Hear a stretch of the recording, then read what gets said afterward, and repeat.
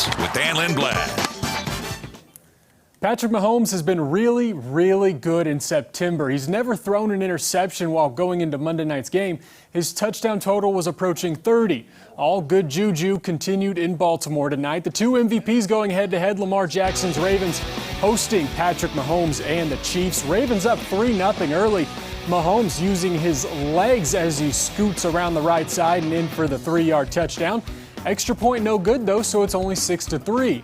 With that score in the second, a great play design as Mahomes flips it underneath to Anthony Sherman, and that touchdown makes it 13-3. The Ravens take the next kickback for a score to make it 13-10, and with that score, Mahomes flips a beautiful ball to Tyreek Hill, who leaps for the score, 20-10 Chiefs. But this is what draws the googly eyes. Mahomes off his back foot, 55 yards in the air to a wide-open Mecole Hardman. 3 passing touchdowns, 3 different receivers, up 27-20 in the fourth now. And right when you think they have no one else to throw it to, Eric Fisher catches a touchdown. Mahomes, 5 total touchdowns, 4 passes to 4 different receivers, and the Chiefs win 34-20. The St. Louis Cardinals clinched a spot in the postseason with a win over the Brewers on Sunday. The Birds finished the season with a 30-28 record and second in the NL Central. Second in a division that is sending 4 of the 5 teams to the postseason. Their reward for that effort is taking on the San Diego Padres in the wild card round of the playoffs. After taking 17 days off in July and August because of COVID, the Cardinals played 53 games in 45 days while only taking 2 days off. An incredible stretch for a team that for a while thought they might never get the chance to even play through it. You know, like I said, it was just an appreciation for anytime you make the playoffs, but especially this year, there were so many other factors. Just finding a way to get it done.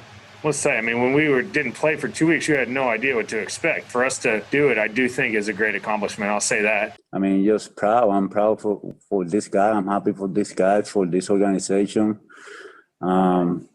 Yeah, we did. I mean, we're back in the postseason.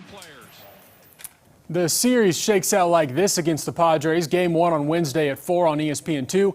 Game time for Game 2 will likely be decided on Wednesday, depending on how many other series finish that day. If necessary, game on Friday. All games are in Slam Diego. With the MLB regular season over, that means it's time to look at some of the numbers. And in our Bear Nation report, for the 3rd time, a former Missouri State Bear claims the home run title.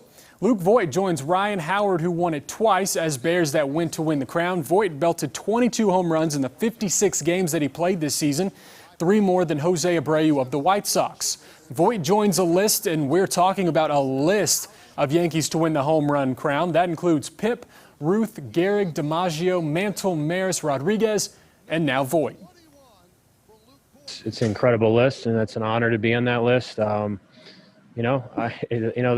I had our neighbor when I was growing up had a statue, like a huge life-size poster of Babe Ruth that we had in our basement that he gave to us.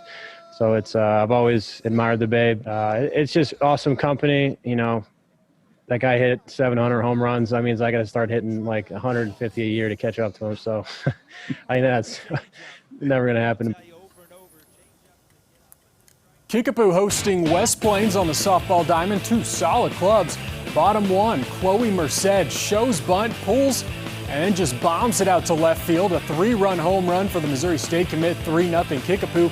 More from the home team. Merced keeps it in the park this time, but it's a fielder's choice that scores a sliding Megan Dancy to make it 4-0. Later that inning, Jaden LaBarge, how about an Oppo taco shot? She tied a state record with 4 against Rowell last week, gets another here. All Kickapoo as they win 11-0. And the Lightning trying to take the Stanley Cup while the Stars are trying to force a Game 7 in the bubble. Second period, former Blue Patrick Maroon gets the steal. Blake Coleman ends up squeezing it past Anton Udobin to make it 2-0. And that's all the Lightning would need as they take the Cup, winning Game 6 and winning the Stanley Cup. Maroon won with the Blues last year. Now he gets another with the Lightning. And that's it for sports. David and Heather, back to you.